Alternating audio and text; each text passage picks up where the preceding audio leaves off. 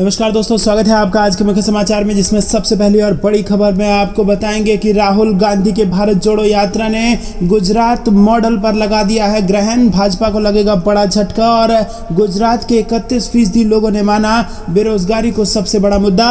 इसी के साथ सर्वे के क्या है नतीजे आपको बताएंगे। दूसरी बड़ी खबर में जिक्र होगा कि दोषियों के साथ खड़ी हो गई भाजपा। बिल्किस बानो की दोषियों को रिहा करने के लिए पूर्व सीएम ने शाह से मांग लिया इस्तीफा। इसी के साथ तीसरी बड़ी खबर में आपको बताएंगे कि गुजरात में कोई काम नहीं करने पर बीजेपी ने पूरी सरकार में किया था फेरबदल। सीएम गहलोत का भाजपा पर तीखा आरोप। चौथी बड़ी खबर में जिक्र होगा कि भाजपा को हराने के लिए बने व्यापक मंच, एकजुट हो लोकतांत्रिक ताकतें, सीताराम येचुरी का बड़ा बयान। और इसी के साथ पांचवी बड़ी खबर में जिक्र होगा कि गुजरात चुनाव में जोर शोर से तैयारी कर रही है कांग्रेस। अशोक गहलोत ने दिया है बयान। दोस्तों, हर एक खबर की गहराई में आपको ले जाएंगे, लेकिन उससे पहले अगर आप भी बढ़ती महंगाई और बेरोजगारी के लिए भाजपा का खुलकर विरोध करते हैं तो वीडियो को लाइक और चैनल को सब्सक्राइब करके घंटी बजाकर कमेंट में लिखिए जय हिंद। दोस्तों, रुक करते हैं सबसे पहली और बड़ी खबर की तरफ। राहुल गांधी के भारत जोड़ो यात्रा अब आंध्र प्रदेश में एंटर कर चुकी है और इसी के साथ भारत जोड़ो यात्रा ने भाजपा के गुजरात मॉडल पर ग्रहण लगा दिया है। और भाजपा के गुजरात मॉडल की इस प्रकार से धज्जियां एक सर्वे ने उड़ा दी है कि गुजरात के अंदर ही 31% लोग, जी हाँ दोस्तों, गुजरात जो पीएम मोदी का मॉडल माना जाता है, वहां पर 31% लोग मानते हैं कि गुजरात में बेरोजगारी जो है वो बहुत बड़ा मुद्दा है। 16% लोग तो ये मानते हैं कि बुनियादी सुविधाएं जैसे कि शिक्षा, स्वास्थ्य, पीने का पानी, ये सब भी एक मुद्दा है जो कि चुनाव में गूंजेगा।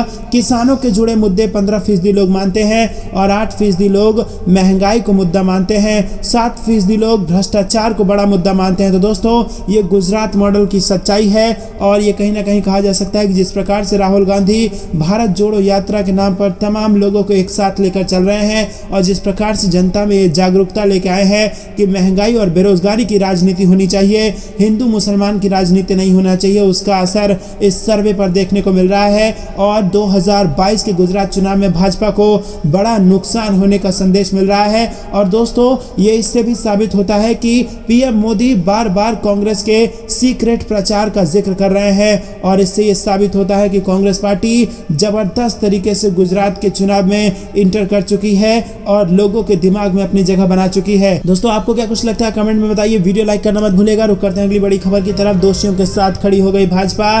पूर्व सीएम ने शाह से मांग लिया इस्तीफा। जी हां दोस्तों, बेहद बड़ी खबर आ रही है। पूर्व मुख्यमंत्री सिद्धारमैया ने केंद्रीय गृह मंत्री अमित शाह के इस्तीफे की मांग करते हुए कहा कि उनके कार्यालय ने बिल्किस बानो मामले के दोषियों को रिहा करने का आदेश दिया है।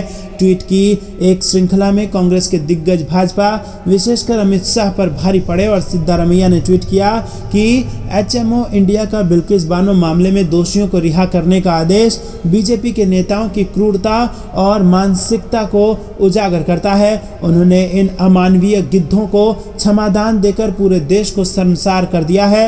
अमित शाह को इस्तीफा देना चाहिए और पूरे देश से माफी मांगनी चाहिए। तो दोस्तों, आपको बता दें कि पूरे देश को शर्मसार किया है भाजपा ने, ऐसा आरोप सिद्धारमैया ने लगाया है और इसी के साथ गृह मंत्री अमित शाह का इस्तीफा मांग लिया। तो दोस्तों, क्या आपको भी ऐसा लगता है कि बिल्किस बानो के दोषियों को इस प्रकार से उनको क्षमादान देकर पूरे देश के साथ धोखा हुआ है? तो कमेंट में हमें बताइए। वीडियो लाइक नहीं किया तो लाइक जरूर कीजिएगा। रुक करते हैं अगली बड़ी खबर की तरफ। गुजरात में कोई काम नहीं कर पाई भाजपा और इसीलिए पूरी सरकार में कर दिया फेरबदल। सीएम गहलोत ने लगाया ये आरोप। जी हां दोस्तों, राजस्थान के मुख्यमंत्री अशोक गहलोत ने सोमवार को कहा कि बीजेपी को गुजरात में अपनी पूरी सरकार बदलनी पड़ी क्योंकि उसने लोगों के लिए कुछ नहीं किया था। वो गुजरात की अपनी 2 दिवसीय यात्रा की शुरुआत पर पत्रकारों से बातचीत कर रहे थे।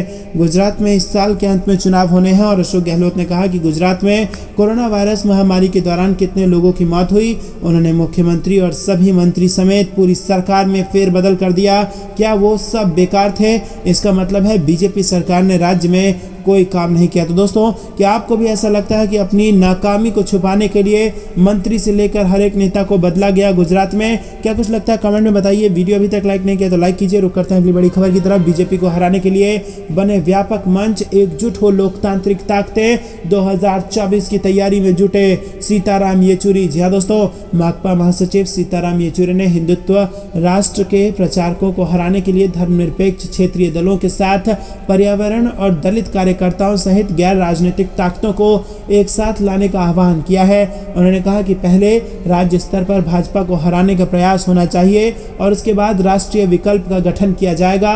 उन्होंने कहा कि दलित आंदोलन, पर्यावरण और जलवायु परिवर्तन जैसे विभिन्न मुद्दों पर जन आंदोलन को एक साथ लाना होगा और इस तरह वामपंथी और लोकतांत्रिक ताकतों को मजबूत करना होगा।